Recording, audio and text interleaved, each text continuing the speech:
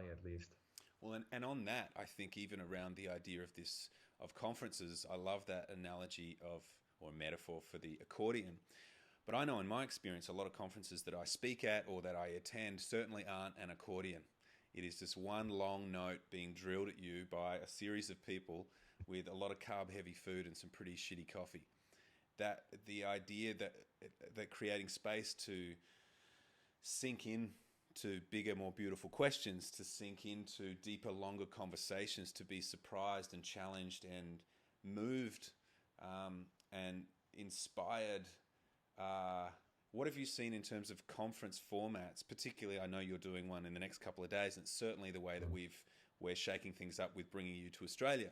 It's not going to be a normal style event, but how have you seen some things that are really shaking that space up, and what do you think?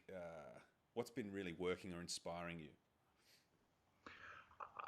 One word, mystery. So Yeah. as a romantic, I'm really intrigued by the notion of mystery, which is so counterintuitive right now because in the past few years, radical transparency seems to have been the norm, right? Everybody said, Mm, well, the more mm, conference attendees, the more people gorgeous. know, the better. We need to publish everything. We need to know, we Mm, need to let them know exactly what is going to happen.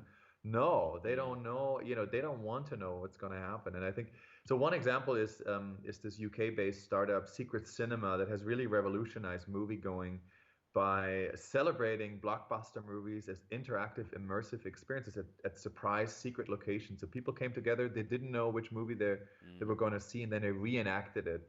So it's really celebrating the intrigue of movies, movie watching, movie going. And TED, a very established, of course, global brand and conference, actually produced an event in London where they didn't announce the speaker. So the Mm, speaker just came on stage. No one knew who the speaker was, and they just started speaking. And then mm. over the course of the talk, you suddenly, realized, oh, wait a minute, it's Brian Eno. Yeah. you know, Yeah. Wow.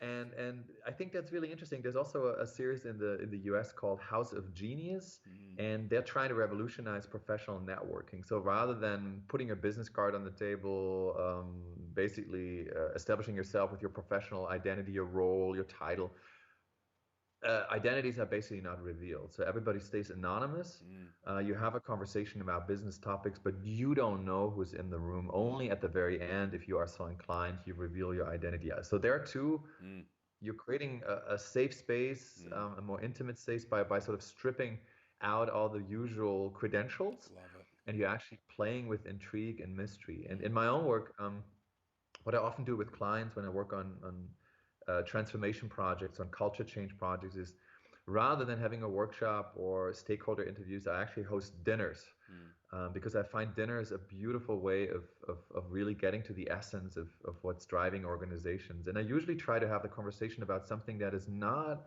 business related, that is outside of their core. So having a conversation about beauty, about love, about intimacy, about vulnerability, even with one client. mm.